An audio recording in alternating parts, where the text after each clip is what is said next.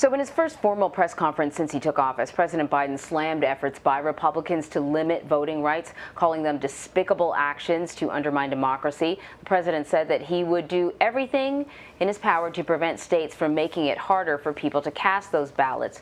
One of Mr. Biden's top options for blocking these changes at the state level is to sign a sweeping voting rights bill called H.R. 1, or for the PEOPLE Act, which is currently under consideration in the Senate.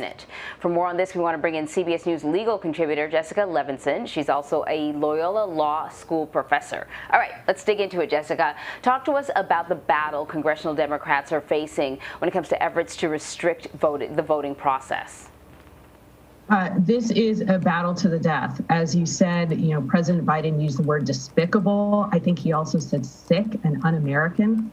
This was some of the strongest language that I heard from him yesterday, frankly, when he talked about voting rights. I think that's because he, as somebody who's been in politics for so long and in elected office for so long, knows that this is how you win and lose elections. We spend so much time focusing on who's going to be the nominee, how did they do in the debates, where you win and lose elections. Typically what happens way before you pick who your candidates are, it's in these issues dealing with who can vote, how hard will it be to vote, where do you vote? And we know from having just lived through the 2020 elections that voter turnout is so important. I think what we're seeing throughout the country now with Republican-controlled state legislatures proposing all of these restrictive voting laws is that we've all acknowledged that if we can change who votes, if we can make it harder to vote, that can affect elections. And that's why you see both the Democrats and Republicans, I really think, viewing this as a key issue. And I think it could be the one thing maybe that changes Democrats' mind and says to them, yes, you do need to do away with the filibuster. So many millions of people voted for Democrats, and it could be 10 people in the Senate that prevent their agenda from going forward. So let's talk about some specifics, Jessica. At the state level, as you know, Georgia has now passed one of its most divisive voting bills in the state's history. Beyond the concerns that voting rights advocates have with this new law in particular, I just want to highlight one of the things that was talked about a lot during the 2020 election, and that was mail-in voting, right? And I wonder what's different about, for example, the state of Utah, which for the last 8 years has had a very successful run of mail-in voting. And officials in that state were clear to point out that they have had very little voting fraud happening in the state of Utah because of mail-in voting. What is different in Georgia? Could it be that perhaps Utah is ruby red and is probably going to remain so, and Georgia is not? Absolutely. It pains me to say this. I wish this was not a partisan political issue. This should be a question of your views on voting rights and how best to safeguard the integrity of our election systems without burdening people's ability to vote. And it's not. It's become a political question. So your question is exactly right in the sense that what's different is whether or not states are blue, red, or purple.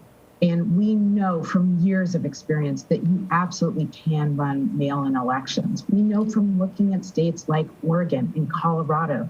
I'm talking to you from Los Angeles. We hold a lot of mail-in elections. And can they be messy? Absolutely. Are they ripe with electoral fraud?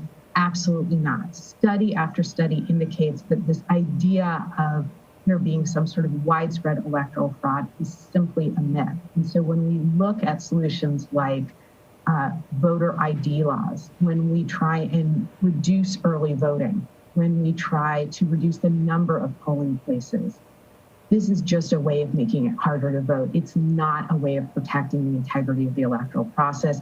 And this comes back to your point. Why? Because we see other states be able to implement these tools, implement them well without voter fraud. So talk to us about what the For the People Act is. We're talking about sort of a massive piece of legislation, and that's why the filibuster and ending the filibuster keeps coming up, because, you know, many people are concerned that when you're talking about legislation like this, it's not going to get through the Senate with the votes that is needed. But walk us through it. How impactful would the For the People Act be if Democrats were able to get it passed? In a word, hugely. This is one of the biggest overhauls of our electoral and political processes that we have seen in generations. Frankly, I think the biggest in about 4 decades. So what would it do? It would strengthen voting rights. It would do things like try and get money out of politics. It would create a new public campaign financing program. It would even address whether or not there should be an ethics code that's mandatory on Supreme Court justices. And so we can quibble with, you know, does it actually go a little bit too far? Is it too sweeping in some ways? But your question is exactly the question, right? We don't get to quibble because you likely need 60 votes in the Senate in order to pass it. We think, oh, there's, 50 plus 1 votes in the Senate. Democrats control. That means Democratic legislation will pass. And the answer we're seeing now is no. So it would do things like create a federal floor of protection when it comes to voting rights. We know, again, having just lived through the 2020 election, that elections are run on a state-by-state level and in some ways on a county-by-county level. But where can the federal government come in? It can come in and create a floor of protection. Look, for instance, about what's happening in Georgia. Georgia, I frankly think trying to, in legal and improper ways, trying to limit your ability to vote there. This legislation could go in and say, you know what, states, there's a place beyond which you cannot go. So again, it's really strengthening voting rights, creating that protection, that blanket of protection on the federal level, trying to institute a provision of the Voting Rights Act that we haven't had since 2013, when you have certain jurisdictions that have, frankly, a suspect history when it comes to voter registration, voter turnout, and also trying to acknowledge that there's an issue of money in politics in our country that we need to try and address, even in light of current Supreme Court cases. So Jessica, the press conference was also dominated by questions surrounding the border. President Biden undid several of former President Trump's immigration policies since his inauguration, but is continuing one COVID-19 era policy. It's called Title 42, which is causing a majority of the migrants, with the exception of children, to be turned away at the border. The president is now negotiating this policy with civil rights groups. So what complications could the administration see in this effort?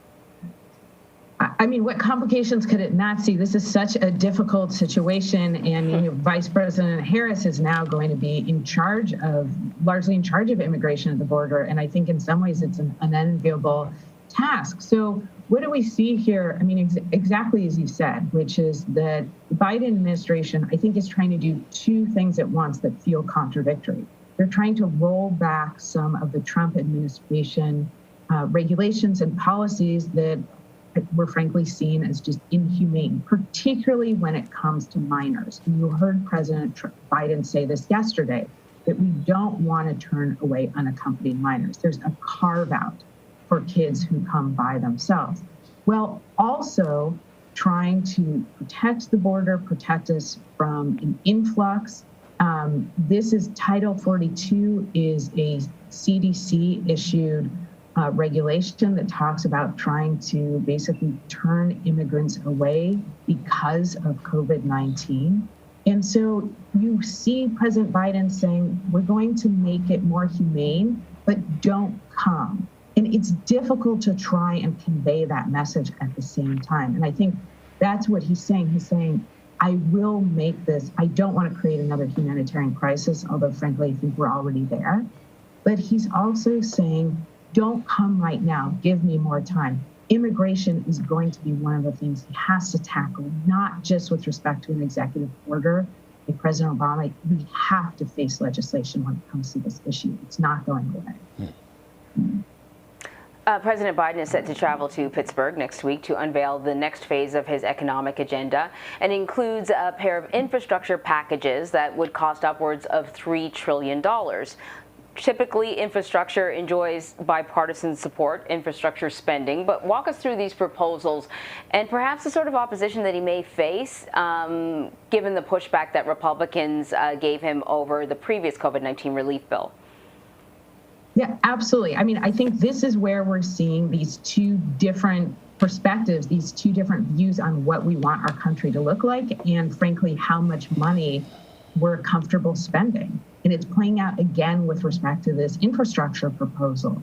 And what President Biden is saying is, I don't want your grandfather's or your father's infrastructure bill. I don't want just highways, roads, and bridges. And Republicans are saying, no, anything that goes beyond that, we don't want that. We're worried about the deficit. We don't want to spend on things that go beyond that kind of core group of infrastructure projects. What President Biden is doing is he's espousing a much broader and more, frankly, revolutionary view of what infrastructure would be. And you see Secretary Buttigieg saying this as well. He's saying this is a once-in-a-generational investment that we have to make. So what do I mean by that? President Biden is talking about things like tackling climate change when it comes to infrastructure, like tackling social justice, like tackling childcare and education. He's saying infrastructure goes beyond just physical buildings. It's also technology. It's also how we support our workforce. We're going to see this battle between different worldviews of the Democrats saying, we can do this now. We have a Democrat in the White House, a democratically controlled Senate, although we've talked about the filibuster issues, and Democrats in the House. And we're going to see Republicans saying, we have one tool in the toolbox, and it's the filibuster, and we don't want you to spend this much money. We don't want the government in all these places. Really interesting to see who's going to win this battle and or what the compromise will look like. Always fascinating. Jessica Levinson, so great to talk to you. Thank you very much. Have a wonderful weekend. You too. Thank you.